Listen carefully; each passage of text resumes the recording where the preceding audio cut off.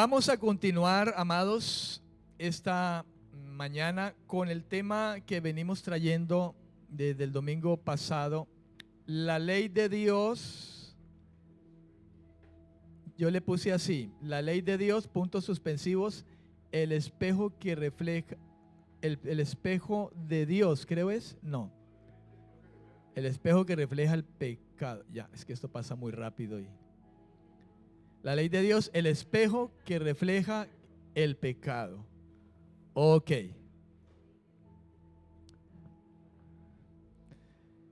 Amén, amén. Que nos muestra lo mal arreglados que estamos, lo malo. ¿Usted se ha visto en el espejo cuando se levanta en la mañana? ¿Sí se ha visto?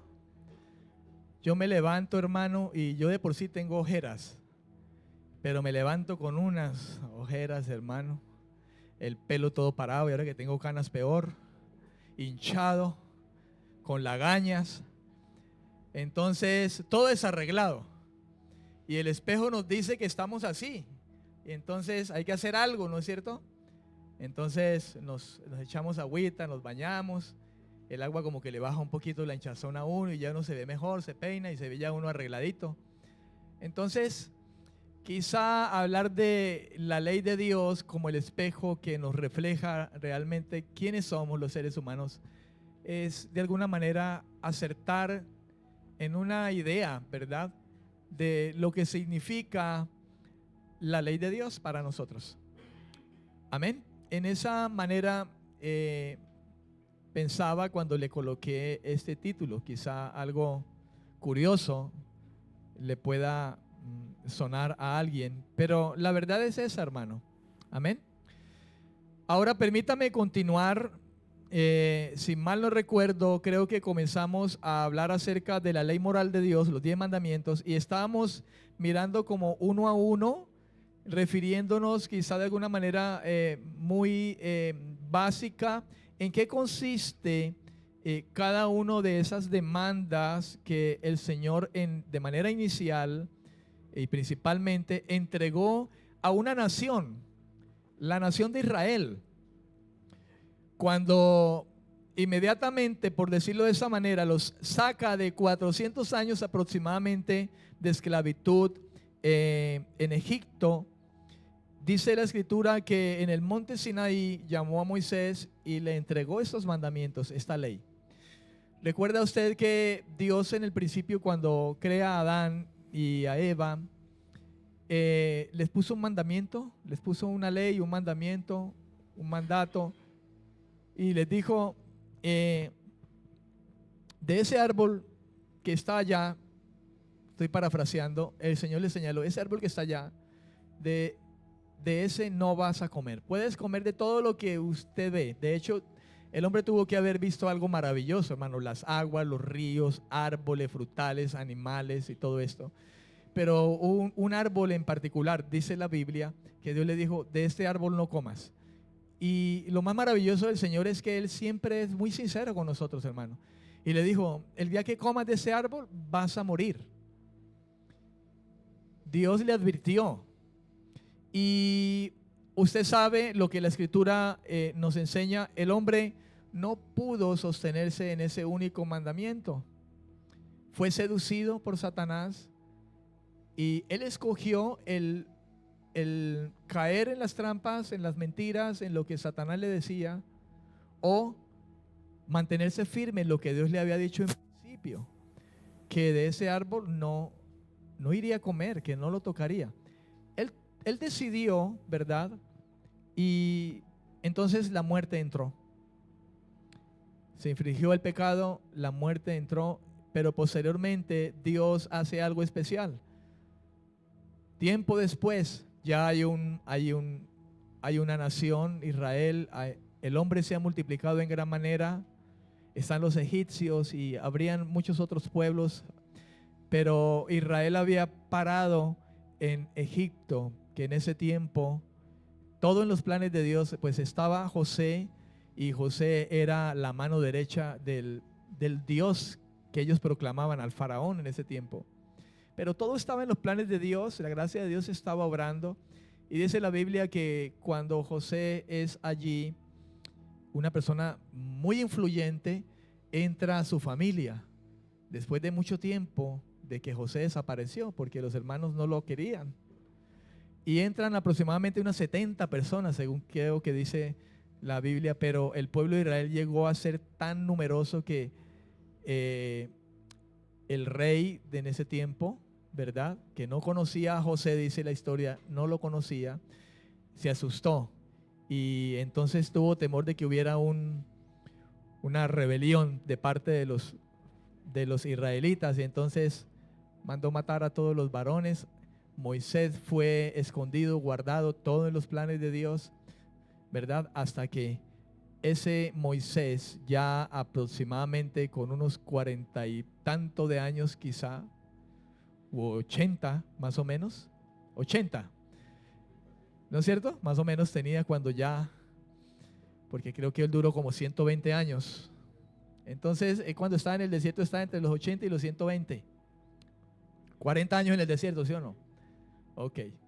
Entonces, Dios lo llama y le entrega esos mandamientos, ¿verdad? Y vamos a continuar con el tercero. El tercer mandamiento, según leímos nosotros en Éxodo 20, del 1 al 17, y creo que Deuteronomio 5, del 1 al 22, donde están los mandamientos. El tercero le corresponde al que dice: no tomarás el nombre del Señor en vano. El tercer mandamiento: no tomarás el nombre del Señor en vano. Amén, amén. Ok, es en este nombre que el pueblo de Dios tiene acceso a Dios en adoración. Es en ese nombre, su nombre santo. El nombre de Dios significa su misma esencia santa. Y aquí, si somos entendidos, hermano, el hecho de no tomar su nombre en vano, vacíamente, sin respeto, ¿verdad?, es porque su nombre es limpio, es puro, es de respeto. Su nombre no puede ser tomado a la ligera, pisoteado, sin peso, sin valor, sin respeto alguno. Porque es en este nombre que el pueblo de Israel, en este caso puntual, el pueblo de Dios tiene acceso a Dios, a Él en adoración. Jesús dijo un día: el Padre está buscando adoradores, y estos adoradores en espíritu y en verdad, y es necesario que lo adoren. Eso ha sido el Padre desde el principio, hermano. No solamente desde la ocasión en que Jesús lo puede hablar, San Juan capítulo 4 creo que es cuando tiene ese encuentro con la mujer samaritana y le habla acerca de que el Padre está buscando adoradores, y a tales adoradores es necesario que lo adoren, y que lo adoren en espíritu y en verdad, en el Espíritu Santo, guiados por el Espíritu, con un espíritu renovado y conforme a la verdad de Dios. Por tanto, el nombre del Señor debe ser reverenciado, no puede ser tomado a la ligera.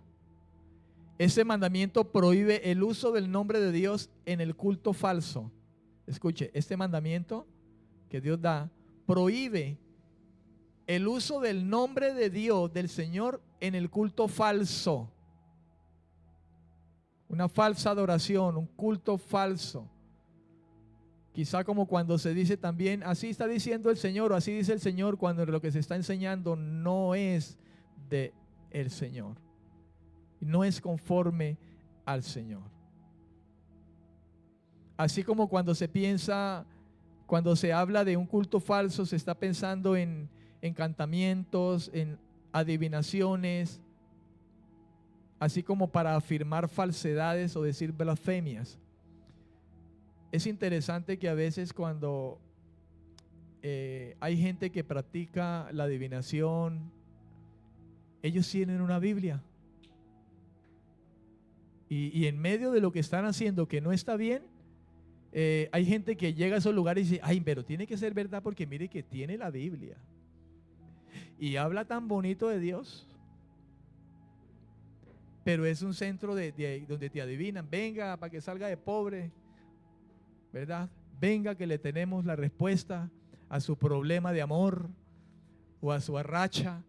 A mí me entregan, hermano, papelitos así en la calle con el WhatsApp y todo para que...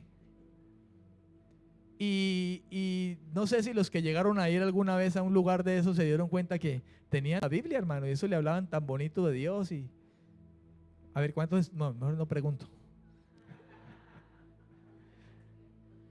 Pero sí, hermano,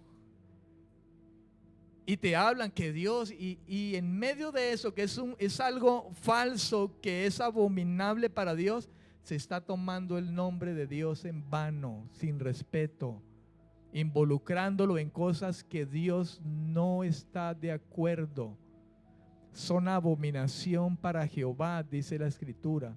Sortilegio, adivinación, encantamientos, todas esas cosas no le pertenecen a Dios y son abominación. Ese aspecto, como el hecho de afirmar falsedades,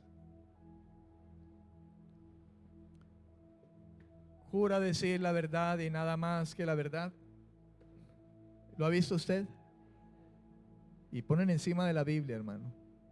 Jura usted en el nombre de Dios y son testigos falsos.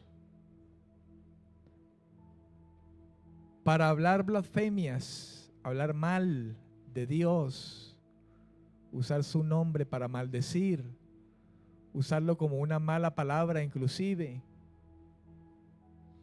usar el nombre del Señor involucrándolo en chistes, y usan el nombre del Señor, usan al Señor en medio de cuentos, asuntos, chistes. Inclusive Jesús llegó a decir: no jures por Dios, ni por el templo, ni por el Espíritu Santo, ni por nada.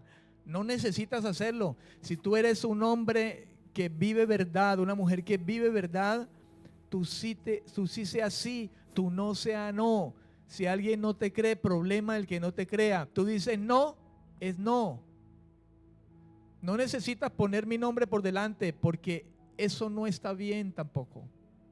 Jesús habló de los juramentos, dijo: bástate sí, o tu no es no. Si alguien no le cree, hermano, no lo haga. ¿Cuántas veces hemos caído en eso? ¿Sabe? Yo he caído en eso. Ya se convierte como en una costumbre y parece que no fuera malo. Usted me oirá diciendo esto y le parecerá extremo. Pero es que volvamos a lo que dijo Jesús un día. No jures por nada. Di sí, di no y ya. Se supone que hablas verdad. Si usted es mi hermano en la fe y usted conoce lo que la Escritura dice también, si yo te digo sí, usted créalo. Amén. Y si el hermano no te lo cree, pues hermano, yo te estoy diciendo que sí, pero pues si tú tienes dudas, pues... Pero no necesito decirle y pongo por delante. Caemos en ese error y deberíamos de tomar las palabras del Señor Jesús cuando dice: tú sí sea sí, tú no sea no. No jures ni por Dios, ni por el cielo, ni por el mismo templo, decía el Señor, porque muchos lo hacían así, juraban por el templo. Hay otros que son más tremendos, hermano. Juran por la mamá y dice: que se muera mi mamá. ¿Usted ha oído gente así, hermano? ¿Ves? Algunos no lo hacen y le preguntan por qué no lo hacen. No, porque con mi mamá yo no puedo jugar. Si usted lo cree, créalo, si no, no. Sin embargo, a veces metemos a Dios. Entonces, respetamos más a la mamá que a Dios. No estoy diciendo que no hay que respetar a los papás, hay que hacerlo. Pero por encima del respeto a los padres, el respeto a Dios. Si nosotros respetamos a Dios, nosotros vamos a saber respetar a los padres y a cualquier persona. Porque Él es el principio de toda moral. Él es la moral misma. Él es la ley misma. Hablábamos hace 8 días acerca de ese aspecto. Entonces, hermano, tenemos que tener cuidado y no ser muy ligeros en cuanto a eso. Se supone que somos gente que habla verdad. La Biblia dice, hable verdad cada quien con su hermano. No mientan los unos a los otros, hablen verdad. Entonces nos debe bastar decir esto y ya. Nos basta responder sí y que nosotros creamos. Si la gente de afuera que no conoce el Evangelio, no conoce a Dios como Dios de alguna manera nos ha permitido conocerle, no necesitamos de jurarle a otra persona que no conoce el Señor y no conoce la seriedad de eso. No, ¿por qué te lo voy a jurar? ¿Te estoy diciendo que no o te estoy diciendo que sí? Lamentablemente, quizá en un estrado te puedan poner ese libro y jura decir la verdad. Usted escogerá si lo pone ahí para jurar o decir simplemente yo hablo verdad. Voy a hablar lo que tengo que hablar. Porque es triste que no se crea en el Dios de esta Biblia, sin embargo muchos hagan colocar la mano sobre el Dios que inspiró esta Biblia. ¿No le parece a usted como algo contradictorio? Pero esos somos los seres humanos, hermano. Esos somos. Tomar su nombre sin respeto, tomar su nombre como un respaldo para mentir, hacerlo de manera denigrante, desacreditando su santidad, deshonrando su santidad, porque tomamos el nombre de Dios a la ligera, cuando no debiere ser de esa manera. El mandamiento dice en Éxodo 27, no tomarás el nombre de Jehová tu Dios en vano, porque no dará por inocente Jehová al que tome su nombre en vano.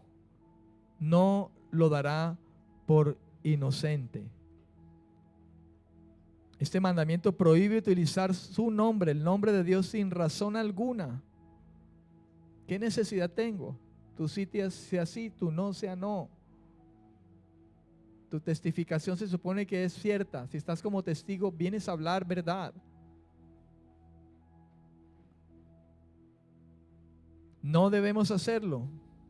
Dice un comentario aquí, ya sea como fórmula mágica o con algún fin perverso, como engañar, como defraudar o jurar en falso. ¿Sabe? Defraudar también. Usted se compromete a algo, hermano, con alguien y usa el nombre para ese compromiso y luego no cumple. Usted usó el nombre santo de Dios frente a algo que usted se comprometió, pero usted defraudó.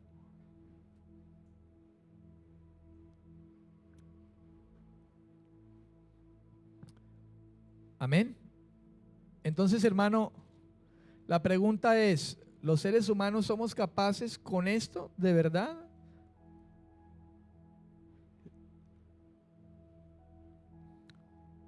¿Somos capaces con esto?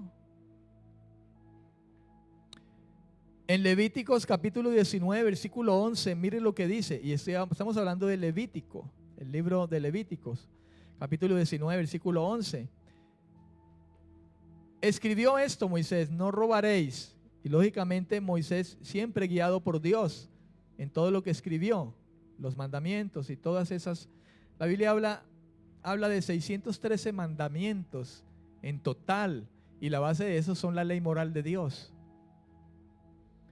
Dice, no robaréis, no mentiréis, ni os engañaréis el uno al otro, dice Levíticos 19, 11. Número 4, acuérdate del día de reposo para santificarlo.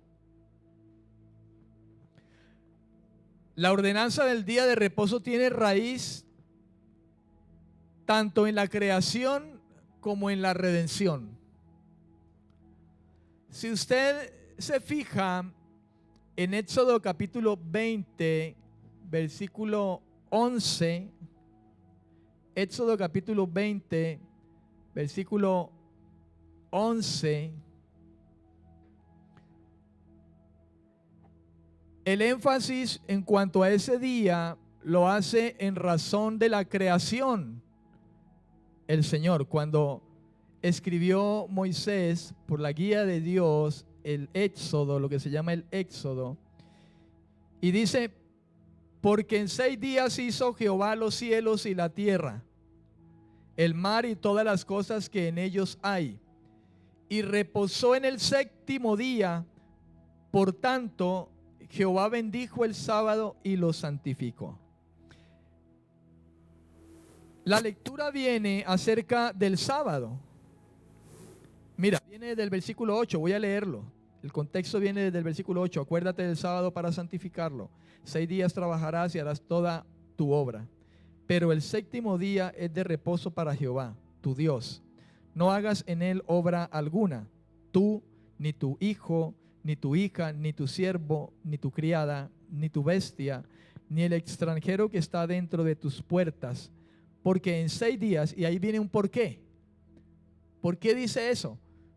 Entonces dice, porque en 6 días hizo Jehová los cielos y la tierra, el mar y todas las cosas que en ellos hay. Entonces fíjese que hay un énfasis en el Éxodo cuando Dios dio los 10 mandamientos a Moisés. Hay un énfasis en la creación. Ahora, Deuteronomio 5:15. Vaya a Deuteronomio capítulo 5, versículo 15. Y Deuteronomio capítulo 5 habla acerca también de los 10 mandamientos. Pero vayamos al versículo 15. Hablemos desde el 12. Voy a tomarlo desde el 12. Dice: guardarás el sábado para santificarlo, como Jehová tu Dios te ha mandado.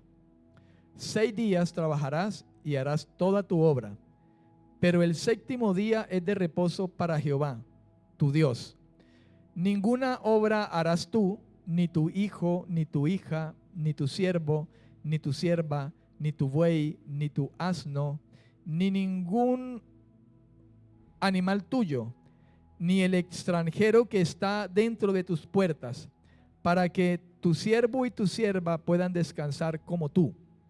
Acuérdate que fuiste siervo en tierra de Egipto y que Jehová tu Dios te sacó de allá con mano fuerte y brazo extendido. Por lo cual Jehová tu Dios te ha mandado que guardes el sábado. Hay un énfasis en Éxodo con respecto a la creación, con este mandamiento. Y hay un énfasis en Deuteronomio con respecto a la redención.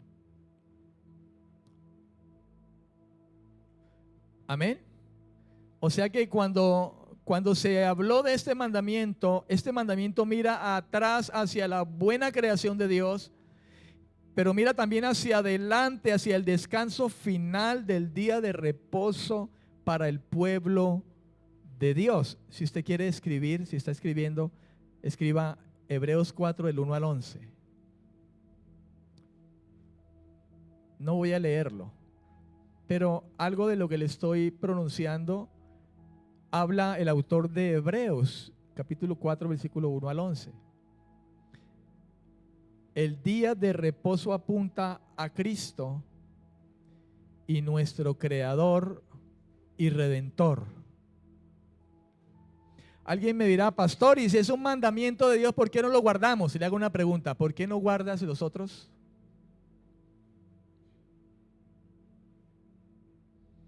Pregunta: ¿puede el hombre cumplir la ley de Dios y salvarse por cumplirla?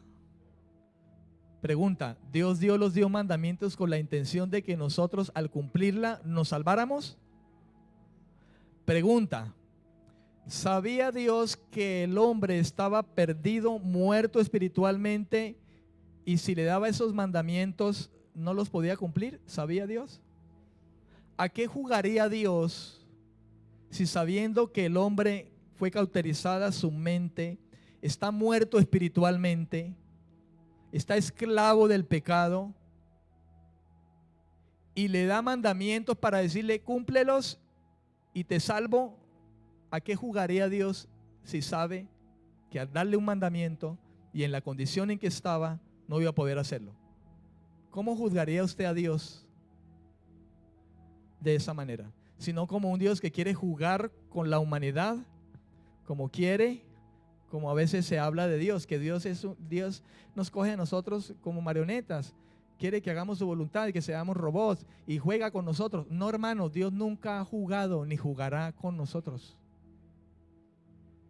Yo le pongo a meditar un poco, porque algo de lo que Dios nos dio a los seres humanos es razón, la capacidad de razonar, pensar, meditar. Medite un poco. Dios le da 10 mandamientos a aquel que sabe que está muerto espiritualmente y que no va a poder cumplirla. ¿Le da 10 mandamientos para que por cumplirlos se salve? No. Ahora, hay una discrepancia con el asunto del sábado, pero si es así, entonces estamos volviendo al punto. ¿Puede el hombre cumplir todos los mandamientos de Dios, incluyendo el sábado?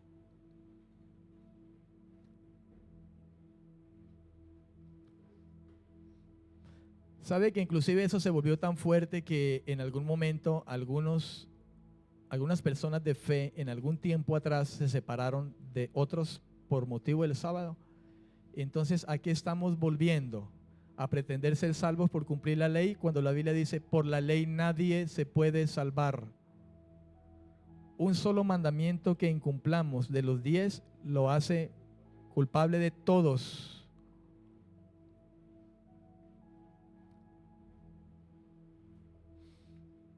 Pastor, entonces como no somos salvos por la ley no es, entonces ¿adulteremos?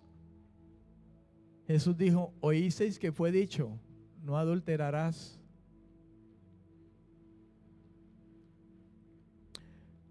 El hecho de que no seamos salvos, la salvación no es por cumplir la ley moral de Dios, porque no podemos hacerlo, no quiere decir que no debemos vivir moralmente. No está diciendo que como soy cristiano y salvo siempre salvo, entonces me voy a fornicar y adulterar, voy a robar, voy a mentir. No. Porque precisamente Dios nos dio el Espíritu Santo para ayudarnos, para que en alguna manera nosotros podamos vivir la moralidad de Dios. Él dijo, sean santos porque yo soy santo. Y esto aterriza al hecho de vivir una vida moral. Porque si no es así, entonces adulteremos los casados aquí. Si la vecina viene y te insinúa, vaya, hágale, hermano, que usted es salvo por la gracia de Dios. Seamos deshonestos y torzamos los documentos y mintámonos los unos a los otros. Entonces, no vamos a ser salvos, hermano, por ello. La ley de Dios es el espejo que nos refleja lo malos que somos y que aún, escuche lo que le voy a decir, estando en Cristo aún somos perdonados, porque en ocasiones solemos adulterar, si bien no físicamente aquí. Mentimos, no dice la Biblia, no mientan los unos a los otros, no dice la Biblia. Robamos, así sea algo pequeñito.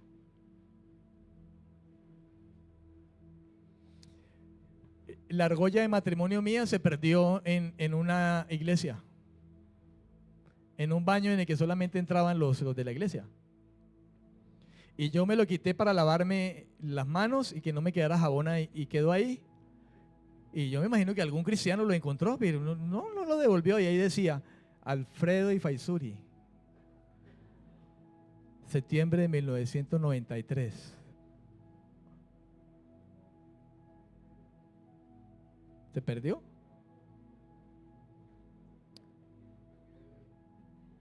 Usted dirá, pastores, que acuerde que en la iglesia no entran sola, el diablo también entra, pastores, entra gente que no es cristiana.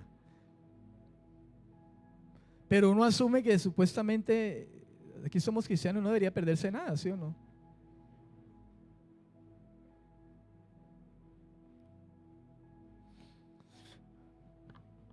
Deshonramos el nombre de Dios. ¿Cuántas veces no hemos caído en deshonrar el nombre de Dios y tomarlo a la ligera? En lugar de decir, no, no decimos, te lo juro por el Espíritu Santo. Pongo al Espíritu Santo delante. Eso sobra, hermano. Más bien, si llegamos a hacer eso, exhortémonos. Pastor, acuérdese. Ay, sí, hermana. Y si yo lo escucho, hermana, ¿qué necesidad tienes de eso? No lo hagamos. No lo digo yo, lo dice Jesús. No jures. Tú sí sea sí, tú no sea no.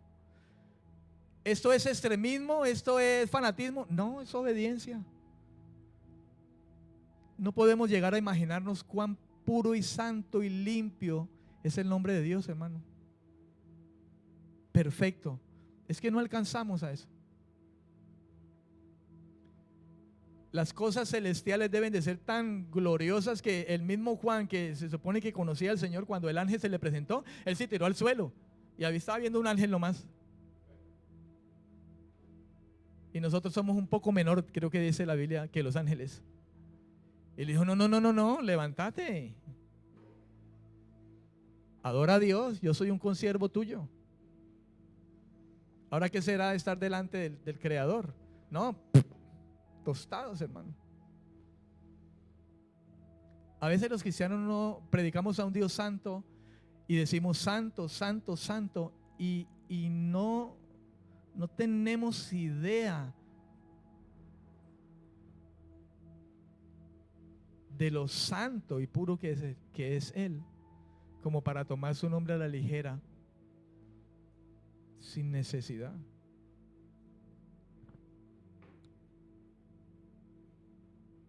¿Voy muy rápido? Hay algo especial en Apocalipsis capítulo 1, versículo 10, en el Nuevo Testamento, y en esta ocasión Juan en su tiempo escribe esto por inspiración de Dios. Los tiempos finales, hablando de los tiempos finales, hasta ese entonces, desde ese entonces hasta ahora, nosotros tenemos esta revelación aquí. Apocalipsis 1:10 dice: estando yo en el Espíritu en el día del Señor, y oí detrás de mí una gran voz como de trompeta. El día del Señor, dice aquí. Voy a leerle un comentario corto que está aquí. Dice, esta expresión se usa aquí por primera y única vez en el Nuevo Testamento para designar el primer día de la semana, es decir, el domingo. ¿Sabe que los cristianos asumieron ese primer día para reunirse después de que Cristo resucitó? Y en eso hay debate hoy en día. ¿Qué es el sábado? ¿Qué es el domingo? Hermano, aún en eso dice el Señor, dice Pablo, nadie los critique por asuntos de días o de sábados o de... Si para usted el sábado es un día, pues para el Señor lo hace. Si es el domingo, pues para el Señor lo hace. Si come, para el Señor lo hace. Si no come, para el Señor lo hace. Pero vuelve el punto, alguien me diría, pastor, pero es la ley de Dios. Sí, pero la pregunta es, ¿usted cumple los otros?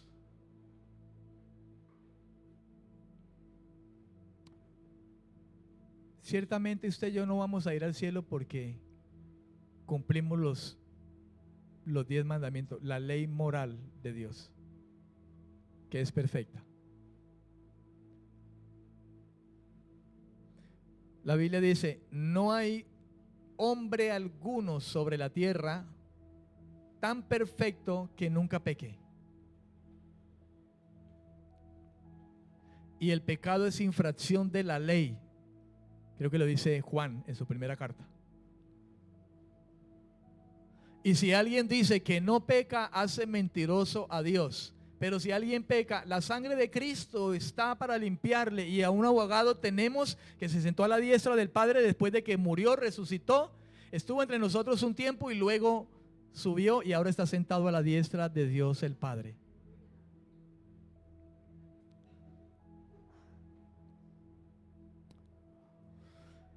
El cambio del séptimo día al primer día o día del Señor en el Nuevo Testamento como celebración de la resurrección de Cristo apunta a la nueva creación, pero también a la redención de la esclavitud del pecado por la muerte y resurrección de Cristo. Hebreos habla de un reposo y ese reposo es precisamente Cristo.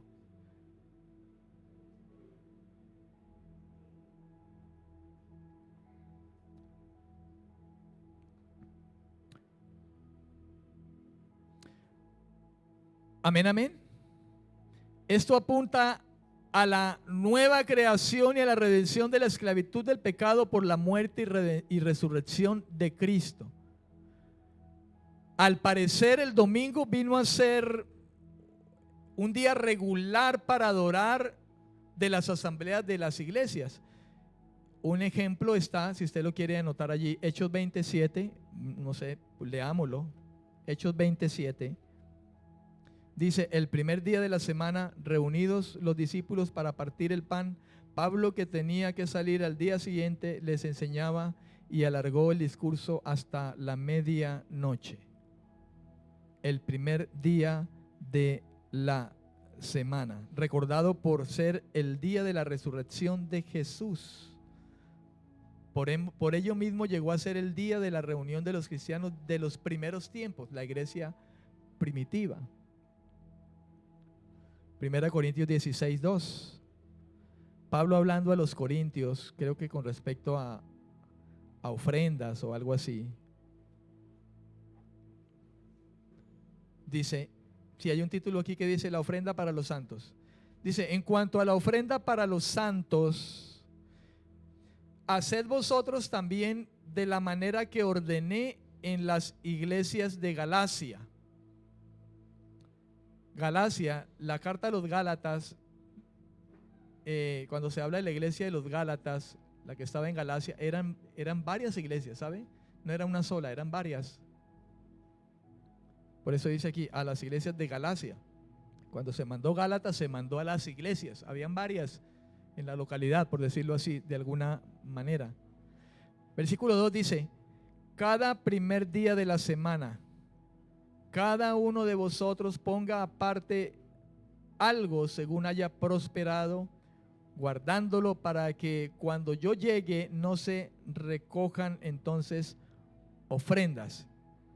Y cuando haya llegado enviaré a quienes vosotros hayáis designado por carta para que lleven vuestro donativo a Jerusalén. Y si es conveniente que yo también vaya, irán conmigo. Amén.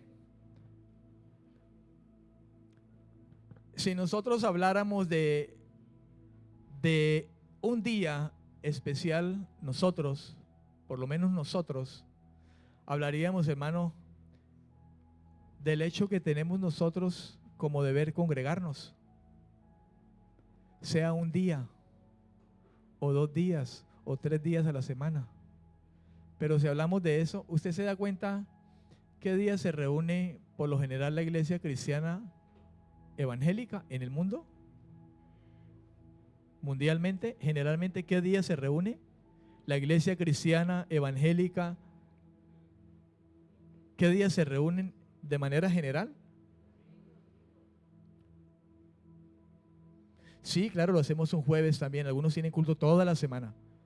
¿Usted se da cuenta que se ha convertido el hermano que no viene un jueves, no viene un martes, no viene un viernes? Dominguero.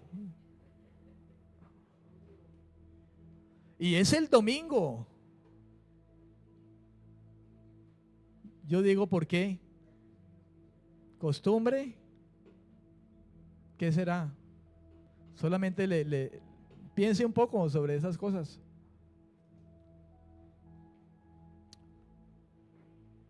¿Amén o no amén? Ahora piense más allá. Yo vengo todos los domingos y no me pierdo un culto y eso mejor dicho, pero soy un no convertido. ¿Sabe que hay gente que no falla un domingo pero no es convertido?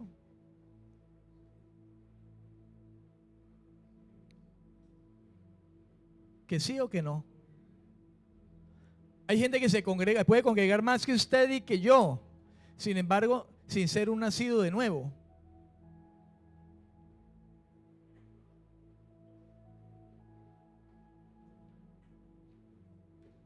No se pierde un culto, pero es un cristiano, pero es carnal, hermano. Y a lo mejor yo no lo haga, pero yo soy espiritual. Porque es que no me define tampoco un día. Me define Cristo, mi Salvador, y la gracia que me ha dado. ¿Amén o no amén?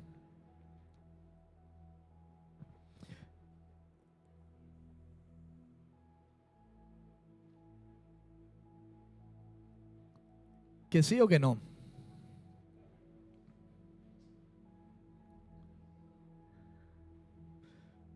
En Colosenses capítulo 2, versículo 16 decía, por tanto nadie les critique en asuntos de comida o de bebida o en cuanto a días de fiesta, nadie los critique en cuanto a luna nueva o sábados.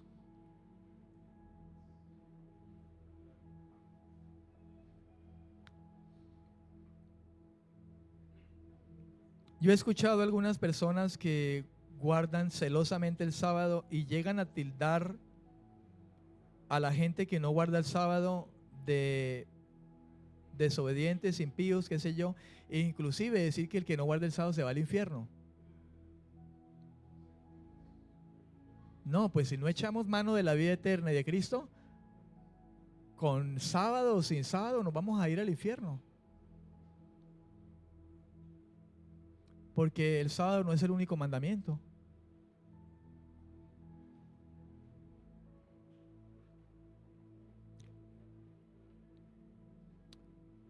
Amén. Nosotros pudiéramos hablar quizá que eso se refiere a la dedicación que debemos de tener en la búsqueda de Dios de manera particular estando en comunidad. Y generalmente se convirtió en el día domingo. Ojo, el que te congregues todos los domingos no te va a salvar. Mucha gente se congrega todos los domingos sin haber nacido de nuevo, sin haberse arrepentido realmente de sus pecados. Recuerde que Jesús dijo, entre nosotros estaban, pero no eran.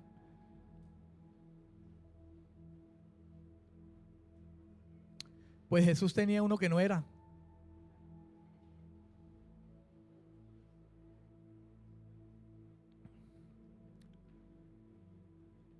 Y creo que comió, ¿no? Y bebió.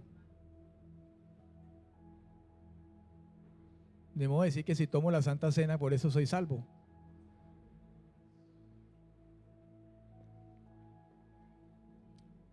Número 5. Honra a tus padres. Honra a tus padres, el quinto mandamiento. La vida, perdón, con este quinto mandamiento se vuelve hacia las relaciones humanas, comenzando con la familia. Honra a tus padres. En Efesios capítulo 5, creo, del versículo 21 en adelante, creo que Pablo aborda algo referente a esto. Creo que también alcanza el capítulo 6, los primeros versículos. 6:2, ¿verdad? ¿Lo puedes colocar ahí, Luis, por favor? Efesios 6:2. Y Pablo no predica que por la ley somos salvos y que para ser salvo hay que cumplir los mandamientos. Sin embargo, él dice, honra a tu padre y a tu madre, que es el primer mandamiento con promesa. Lo dice Pablo, que tiene claro la gracia. ¿Y no es un mandamiento de Dios ese?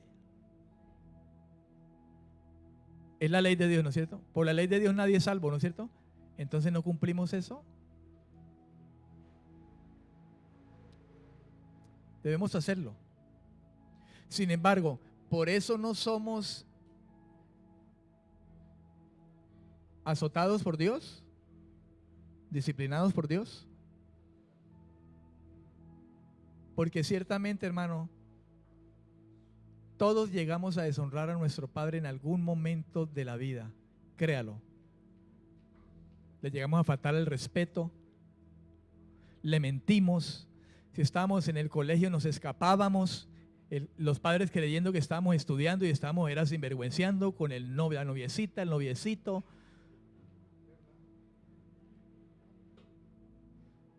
El padre le mandaba, le daba un mandamiento y no lo hacía, ya está infringiendo la ley.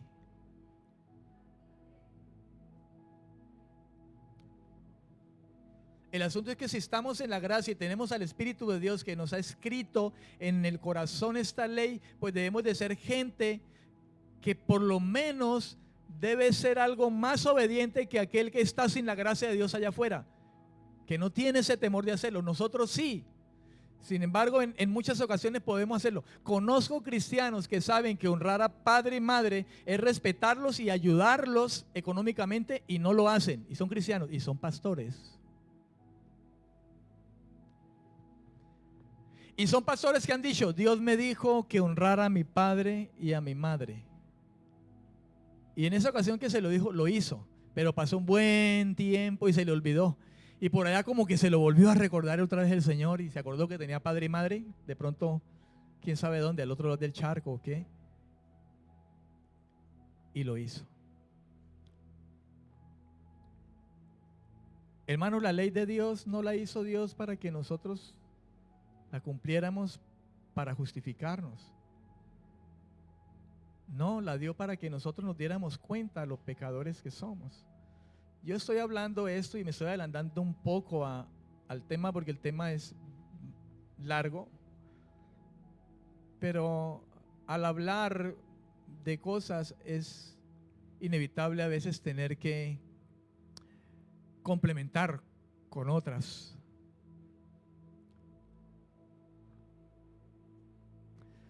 La honra hacia los padres afirma la sociedad y une a los hijos a los padres en la comunidad de la fe. La falta de respeto a los padres es un tema serio porque también deshonra al Señor.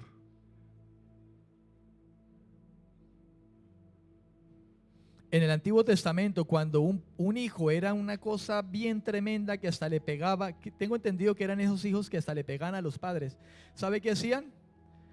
Iban los padres mismos, ya no se lo aguantaban. ¿Cómo serían? Iban a los ancianos y los ancianos decían, bueno, va, me lo trae. Y lo sacaban allá, al frente. Y le daban piedra. No que se la dieran, no tenga esa piedrita, no, se la tiraban encima. Quedaba sepultado encima del piedrerío. Eso está ahí en Levíticos, ¿no es cierto, hermano? ¿Alguien lo puede buscar? De pronto por ahí no lo tengo. Mientras yo leo aquí algo más. Mateo 19, del 18 al 19. Mateo 19, del 18 al 19.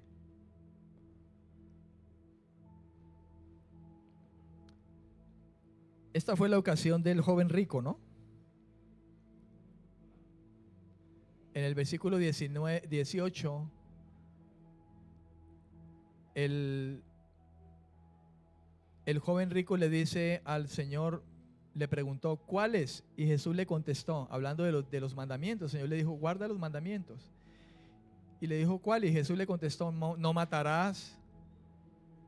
Fíjese, la gracia misma, que es Cristo, estaba hablándole, guarda los mandamientos. Entonces la pregunta es, ¿estaba jugando Jesús con él? Le estaba haciendo caer en cuenta de que él no es capaz de ser, él no puede ganar la vida eterna por guardar los mandamientos. Le está haciendo caer en cuenta que ese joven rico no puede ser salvo por guardar los mandamientos, aunque es la ley de Dios. Y un hijo de Dios no debería robar, ni matar, ni adulterar. ¿Comprende? Mira, el mismo Jesús, el que no entienda lo malinterpreta y dirá, mire, Jesús le mandó que guardara los mandamientos. Sí, pero es que lo que le quiere demostrar que él no guarda ninguno. Y que por guardar los mandamientos, pretender guardarlos, no va a ganar la vida eterna. Tiene que aceptar al que está al lado de él, con el que está hablando, porque ese va a morir por sus pecados.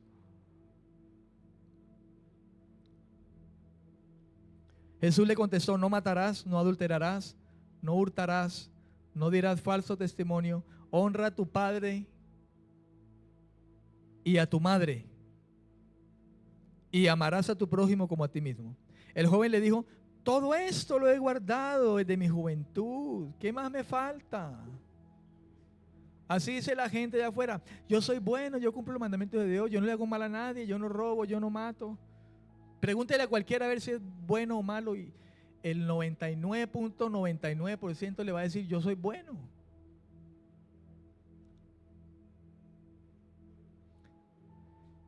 El joven le dijo: todo esto lo he guardado desde mi juventud, ¿qué más me falta? Jesús le dijo: si quieres ser perfecto, anda, vende lo que tienes y dalo a los padres, y tendrás tesoro en el cielo, y ven y sígueme.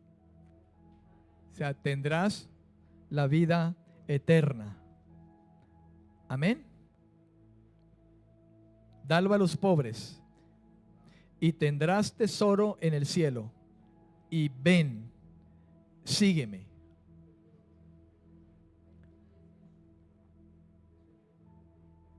Vamos a la cita de los hijos que eran apedreados. Ahí está, Deuteronomio 21, 18, 21, 17, ¿sí? 18. Si alguien tiene un hijo contumaz y rebelde, que no obedece a la voz de su padre ni a la voz de su madre, y que ni aun castigándolo los obedece, su padre y su madre lo tomarán y lo llevarán ante los ancianos de su ciudad, a la puerta del lugar donde viva, y dirán a los ancianos de la ciudad: este hijo nuestro es contumaz y rebelde, no obedece a nuestra voz, es glotón y borracho. Entonces todos los hombres de su ciudad lo apedrearán y morirá. Así extirparás el mal de en medio de ti, y cuando todo Israel lo sepa, temerá.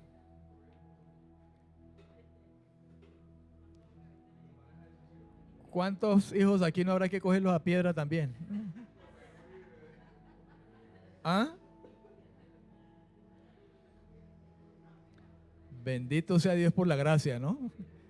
Y ahora en la gracia póngase a hacer eso también y verá que lo coge el Señor y lo castiga, y también le pega su azotada.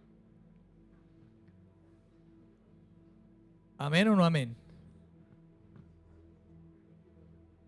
Número 6. Mandamiento número 6. Todavía tengo un tiempito. No matarás. Son las 11:27.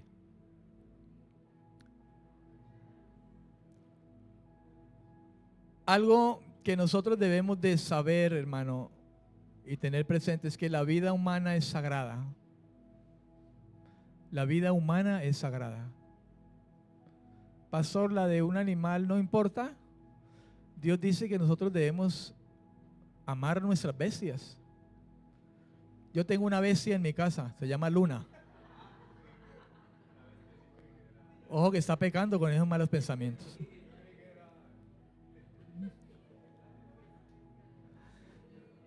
Y yo amo a mi perrita.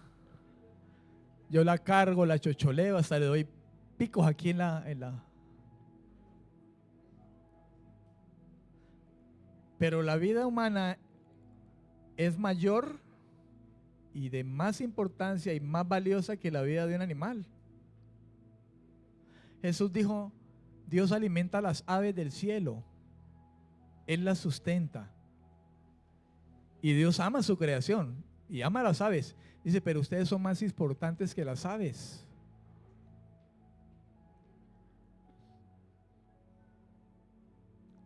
La vida humana es sagrada, hermano.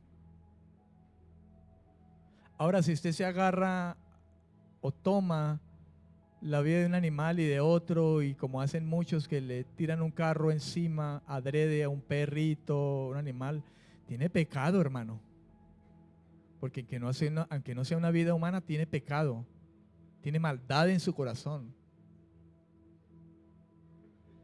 Pero el asunto aquí, hermano, el no matarás, está relacionado directamente a la vida humana. La vida humana es sagrada porque el hombre lleva la imagen de Dios.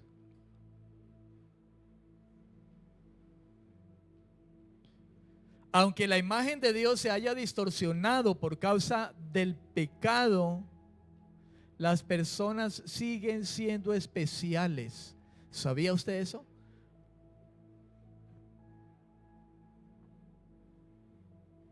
Al único que le compete con la vida de nosotros es a Dios.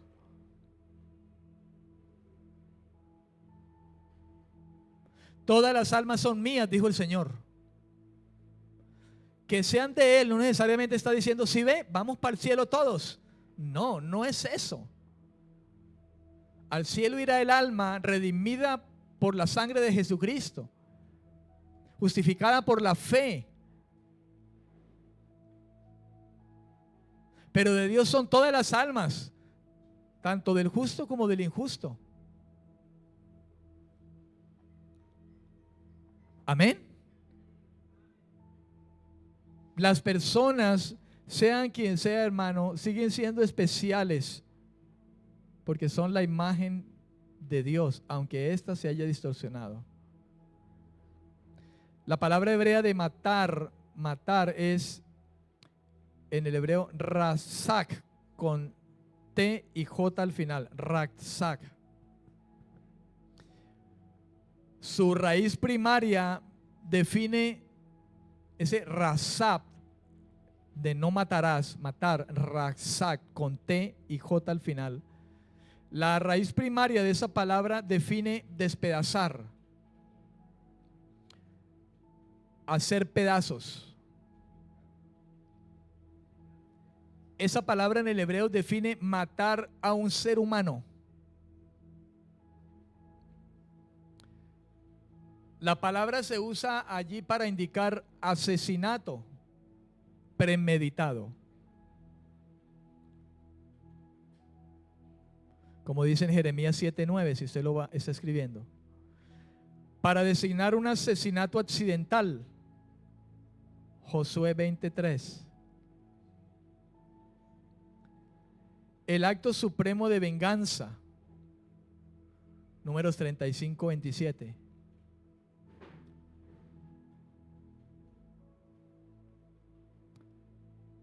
Amén. Jesús dijo que odiar al prójimo nos convierte en homicidas. Con este versículo termino. Mateo capítulo 5.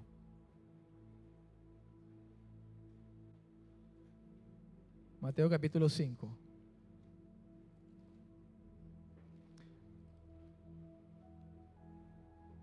Versículos